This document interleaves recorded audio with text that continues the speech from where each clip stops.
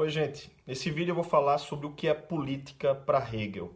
Qual é a concepção que Hegel tem de política, de teoria política ao longo da sua obra.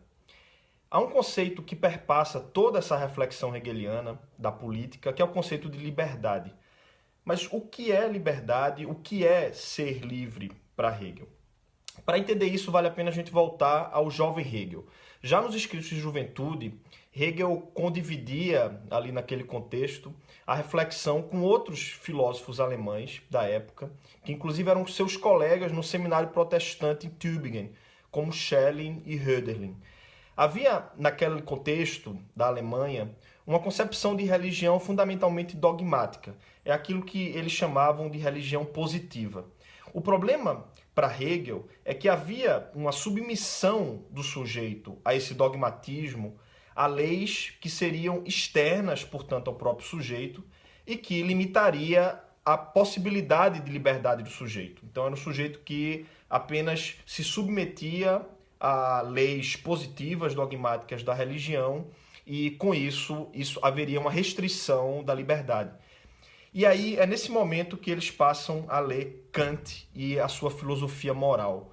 E aí vocês imaginam o maravilhamento, né, o entusiasmo que esses jovens filósofos alemães compartilhavam quando liam páginas como as que Kant diz que o sujeito deve seguir as suas próprias leis. Ou seja, de que a moralidade, de que essa lei moral seria uma lei que o próprio sujeito dá a si mesmo. Essa concepção de autonomia que inicialmente fascinou, né, aquele contexto dos jovens filósofos alemães, passa por Hegel a ser visto posteriormente também como um problema. Por quê? O que Hegel tenta explicar aí refere-se até a uma metáfora que vai ser famosa ao longo da sua filosofia, que é a metáfora do senhor e do escravo. O que Hegel diz é que, ainda que o sujeito ele não mais se submeta como um escravo, como um servo, a uma lei imposta pela lei positiva, ou seja, uma lei exterior, o que aconteceria na filosofia moral kantiana é uma submissão a uma nova lei, agora internalizada pelo próprio sujeito através da moral. Ou seja, a lei moral e a moralidade seria uma internalização de uma submissão, mas ainda assim haveria uma limitação para o próprio sujeito. O grande problema que Hegel vê aí é que nem essa lei positiva, nem a lei moral podem fazer um trabalho de construção no nível da vontade. O que acontece, então, por essa cisão da lei moral na racionalidade, é que há uma lei moral racional e há todo um âmbito aqui de natureza humana, que Hegel compreende como desejos, como vontade, como paixões, como pulsões, que não conseguem chegar ao nível da liberdade. É como se esse nível aqui tivesse que se submeter, em última análise, a uma nova lei, ainda que não seja externa, mas uma lei interna dada pela própria razão.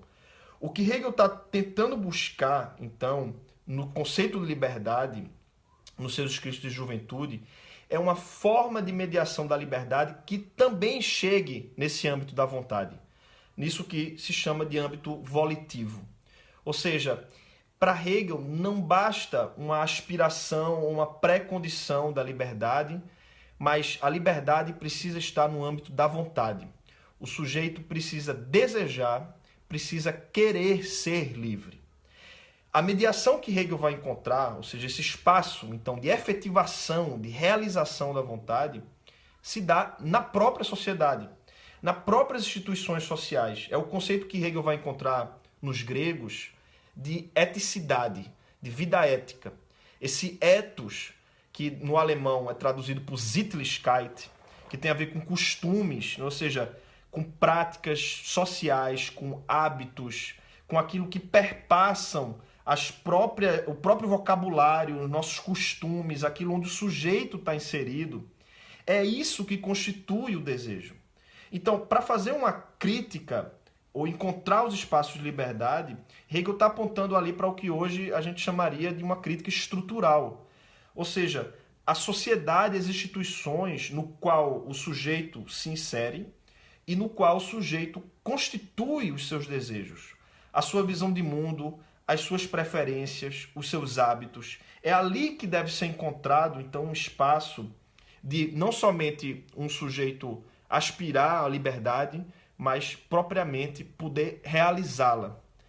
Esse conceito, então, passa a ser encontrado e a ser amadurecido ao longo da obra de Hegel, até chegar na sua obra mais importante, onde propriamente se encontra uma teoria política, onde encontramos a teoria política de Hegel, que é curiosamente chamada, eu estou aqui com um livro, né, uma filosofia do direito. Então, fundamentos de uma filosofia do direito.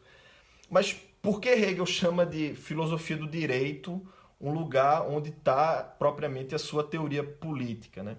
Para a gente entender isso, vamos então ver como dá essa passagem do jovem Hegel para a estrutura que ele vai desdobrar na filosofia do direito.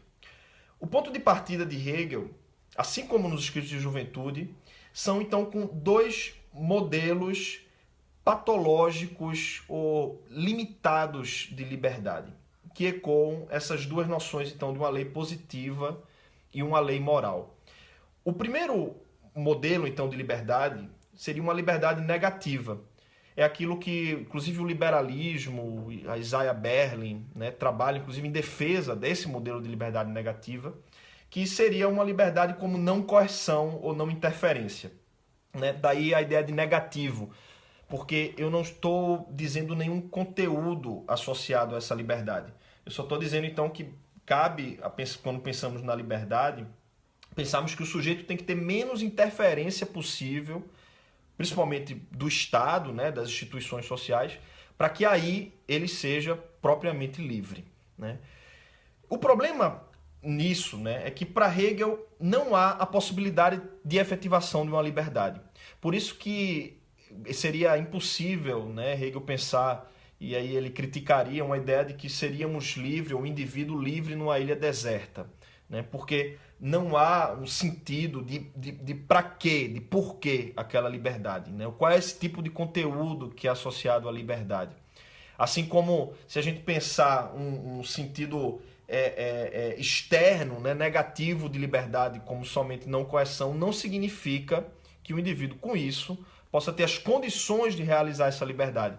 Por exemplo, a liberdade de ir e vir, eu posso não ter as condições materiais, seja porque não há uma linha de ônibus que me leve àquele lugar, ou porque eu não tenha condições de pagar o preço de uma passagem. Então, existem várias outras formas de realização da liberdade que não estão embutidas numa noção exclusivamente negativa. Mas Hegel, inclusive, ele enfrenta Rousseau, aí quando pensa, o sujeito nasce livre, mas as instituições, o Estado, a sociedade limita essa liberdade. Não, para Hegel só é possível, então, falar de liberdade dentro das mediações sociais, não somente como um limite, pelo contrário, como aquilo que possibilita a própria liberdade. Né? E ele enfrenta e ele confronta justamente Rousseau nessa ideia. Né? Mas dentro do modelo de liberdade negativa, há formas mais radicais e mais patológicas de pensar esse modelo. É quando Hegel vai chamar aí e trazer a figura do fanático, do fanatismo. O que seria o fanático? É aquele que justamente entende e vê o obstáculo para a realização da sua liberdade como algo a ser destruído, como algo a ser aniquilado. Então, qualquer coisa que depois se coloque como o diferente, como a diferença seja de modo de agir, de pensamento, ele se coloca, e aí é a própria prática do discurso do ódio, né, que reconhece, que vê essas diferenças como algo que limita a liberdade e que deve ser aniquilado, né, contra um obstáculo. Isso Hegel vai encontrar nesse modelo do fanatismo, e aí ele já traz na filosofia do direito um modelo político, um exemplo político onde podemos ver isso, que é quando ele vai falar do momento do terror na Revolução Francesa. O que é, então, esse momento? Né? Quando justamente, do ponto de vista político, não há um reconhecimento da diferença. Qualquer possibilidade de renovação das instituições seria visto por aqueles atores, por aqueles sujeitos, como um rompimento e uma restrição da liberdade. E aí Hegel vai dizer que gera-se então um círculo vicioso de destruição dessa renovação que impede qualquer renovação institucional, justamente porque as instituições em si é que devem ser destruídas. Então não existe qualquer outra instituição que poderia ser vista aí como agora favorecendo a liberdade. É por isso que aí a Revolução Francesa entra em contradição para Hegel com aquele princípio inicial dela, que seria justamente da liberdade, e passa a aniquilar qualquer processo de renovação, e isso propriamente materialmente, né? Quem pensa e quem se coloca politicamente diferente deve morrer na guilhotina. Então há um fato político que Hegel traz como radicalização dessa liberdade negativa. Um segundo modelo de liberdade é o que podemos chamar de liberdade optativa ou reflexiva, ou mesmo liberdade positiva. Essa tem a ver com o sentido de moral. Aquilo que Hegel estava trazendo como autonomia, nossa capacidade de escolher, né, de fazermos escolhas. Isso para Hegel também é importante, é uma pré-condição da liberdade, mas ainda não é e não dá as garantias da liberdade efetivada. É por isso que tanto esse modelo negativo como o modelo positivo, reflexivo, trazem pré-condições, mas ainda não o reino da liberdade efetivada, como Hegel vai chamar a eticidade, as relações sociais. Então, o modelo que Hegel vai defender de liberdade, em contraposição ao modelo negativo e o reflexivo, é um modelo que podemos chamar de social. Uma liberdade social que defende, que tem vista da liberdade individual, mas que não esquece as pré-condições sociais de realização da liberdade individual. É interessante, eu acho isso também fascinante na análise hegeliana, como os exemplos que ele traz para essa liberdade é o que podemos já encontrar, Hegel diz, no amor e na amizade.